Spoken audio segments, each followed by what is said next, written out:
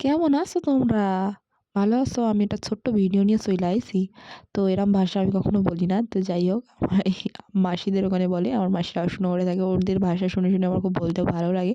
তো যতই হোক, আমি ভিডিও করছিলাম, তো চারিদিকে গাড়ি আওয়াজ যেয়ে আমি পুরোপুরিভাবে মানে এত গাড়ি আওয়াজ যে আমার কথাই শোনা যাচ্ছিল না। তারপরে আবার আমি মিউট করে সবকিছু, তারপর আবার ভয়েস দিয়েছি। ভয়েস-টয়েস দেওয়ার পরে দেখো আমি পালং শাক নিতে চলে এসেছি। ২ আঁটি পালং শাক নিয়েছি।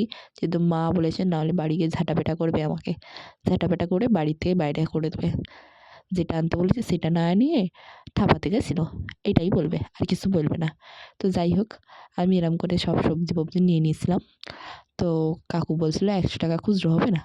তারপরে আমি আবার ওই দিক দিয়ে গিয়ে খুচরো-টুচরো করি। করে-ঠরে আবার অন্য সবজির দোকানে গিয়ে নানা রকম যা, যা সবজি ছিল সব কিনে নিয়েছি। কিনে কাকুটাকে বললাম, "তুমি রেখে দাও।" আমি একটু দেখে নিয়েছিলাম বসে-টসে। তারপর আলু, পিঁয়াজ-টিয়াজ যা, যা কেনা ছিল সবকিছু কিনে নিয়েছি।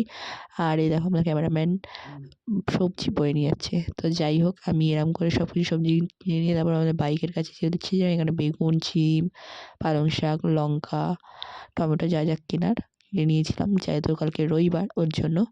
তো চলো, আমাকে দেখা যাচ্ছিল না কারণ অন্ধকার। ওখানে বাইকটা রাখা ছিল।